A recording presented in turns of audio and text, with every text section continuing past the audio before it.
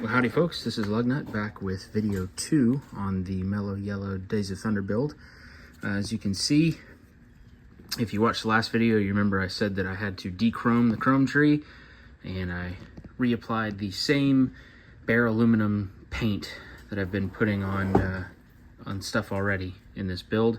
Went ahead and did it to the radiator, the heads, the valve covers, and the air cleaner there. Here's the other side, intake, top of the air cleaner, the grills, which the grills will probably end up being black, but they were just part of the tree.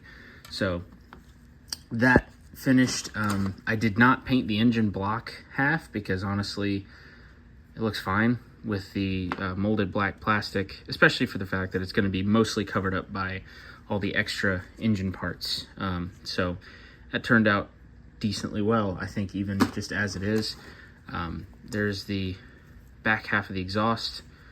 Did it in the same aluminum paint, more or less. There's the shock towers are in yellow, everything else is flat black, and then I just redid the rims in a lighter silver color because it's more like what it was in the movie.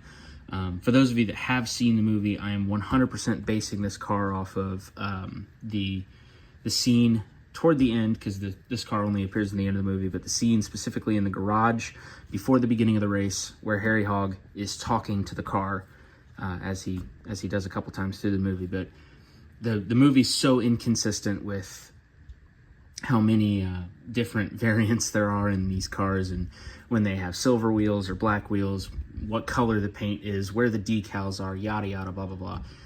There were so many different ones built and destroyed in the making of the movie that it's very inconsistent. So instead of trying to watch the whole movie and gather what I'm going to do on the car throughout the film, I just picked that one scene because it's the clearest shot of the car up close, and it's clean, it's perfect as it was supposed to be before a race happened. So I figured that was the purest representation of the car to base it off of.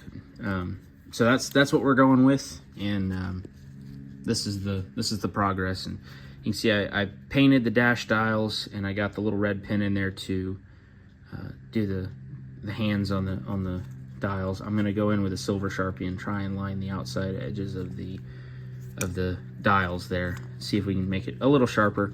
As for the tires, I just pulled them off of here. I still need to sand them down.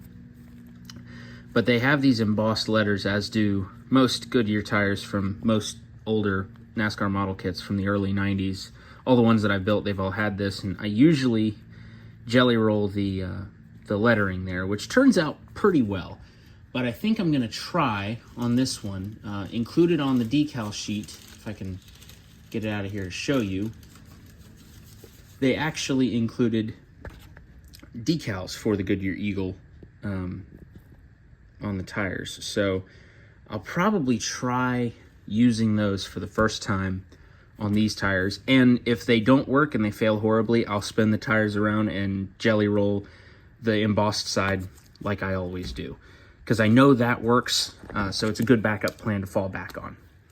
The next major step here, now that I've got pretty much all the painting done, like I said, I'm probably going to touch the grills back up because those are supposed to be body color black, so those will get painted with the body. But that is the next major step. I got the bumpers front and rear glued on, and I am going to have to start sanding on this. I don't know if it shows up in camera super well, but it's very visible to the naked eye. There you go. There is quite heavy mold lines. This one is a straight line right down the door. There's a straight line right across the roof, and there is a pretty big swirly mark right there on the driver's side door. So all of that and more are present throughout the body. The front bumpers all scuffed and messed up. So this is going to get a lot of 1000 grit love and a few coats of primer to get the body prepped and ready. And then we'll start working on paint, which is a pretty straightforward paint job. It is a gloss black and the bright green stripe on the bottom. All the red striping is included on the decal sheet, so we don't have to worry about painting the red. We just have to worry about painting the green.